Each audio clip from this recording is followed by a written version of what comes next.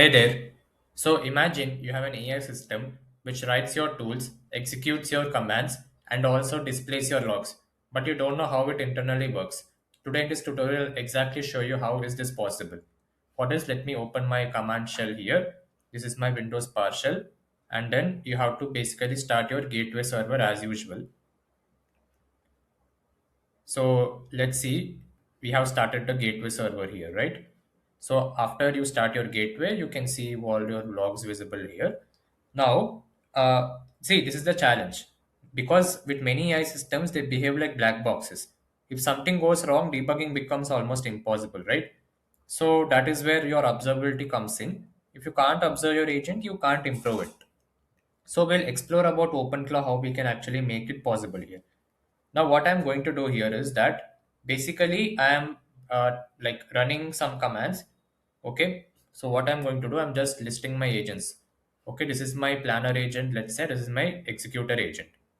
Now, after this, I'll just send a message to OpenClaw to list my files in workspace, and it has given me the files. Fine. Now, I'll ask the meeting scheduler to schedule my meeting tomorrow at 9 a.m. It is scheduling my meeting. Then I've asked it to create a file test.txt.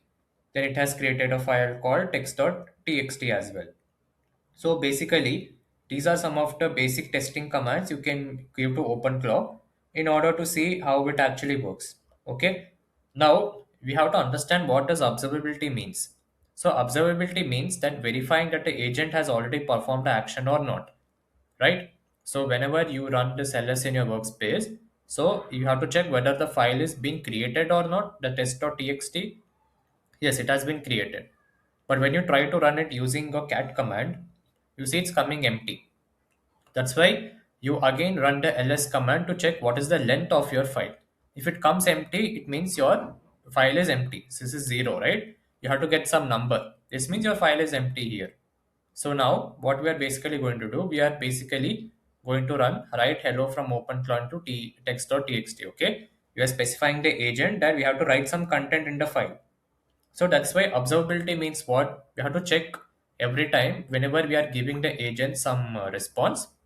We have to always see that whether our command is being prompted in the file or not. Now see, it has created, right? If I run the cat command for this, it has printed here. And when you run the length of the file, you're getting as 9. So you have to get some number here. Accordingly, you can send your other messages like second line to txt.text. Then again, you can look into your cat command.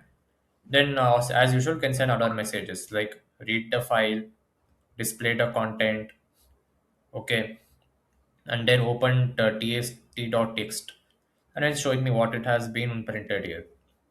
Now, what is this tail f command? What does this tail f does here? So basically, this tail f is nothing but we have to understand what the agent is doing internally. So we have to monitor the runtime logs, right? So if you see, we have a cron job, cron job, cron job. Scroll down. So all are cron jobs. Okay. So streaming logs show that cron is time armed and they are runtime events and execution traces. So these logs show that internal system activity can help us debug the agent behavior. Now OpenClaw also stores configurations and logs. Okay. Now basically if I want to show how it stores configurations and logs, so come here. So whenever you want to see your configuration and logs, you can see by this command of lsla. You have total 84. So we can see even the history of executed commands. Whenever you run this cat command, you can see your history of whatever the commands has been executed. So currently on 4th March, I have executed one command of uh, web chat. Okay. So similarly, you can view for other whiles as well. So if I want to run config audit.jsnl, where is it?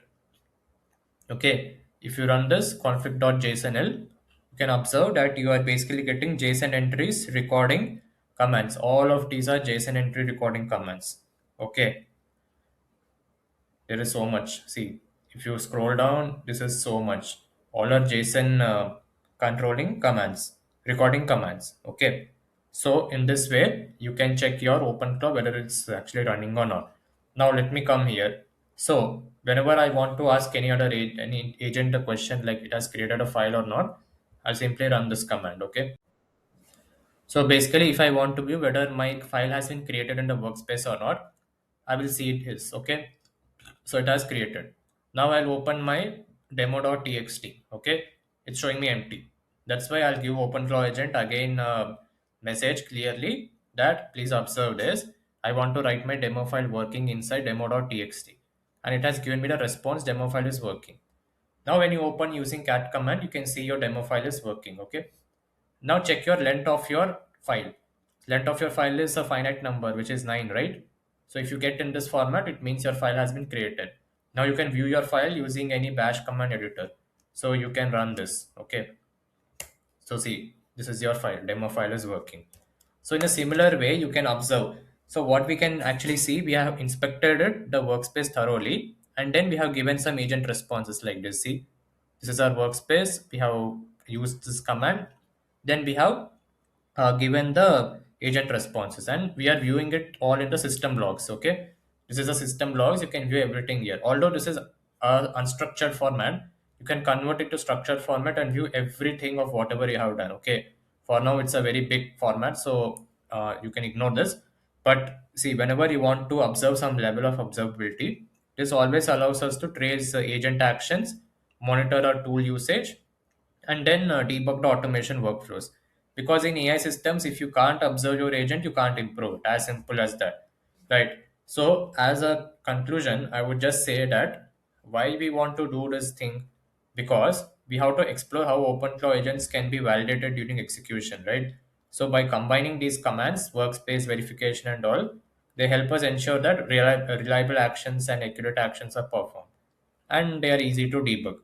That's why it is observability transforms AI agents from simple black boxes to transparent systems. Okay, so we can trace their actions. So similarly, when you trace their actions, you can monitor your workflow, you can build your workflow, you can make some changes, and then it becomes more and more simple to build more complex automations that improve system reliability. And as usual, you can scale it to multiple systems as well. So because in AI automation, just one principle remains true: if you can't observe your agent, you can't improve it. As simple as that. So make these changes, these are important. So that's all from my side. Thank you.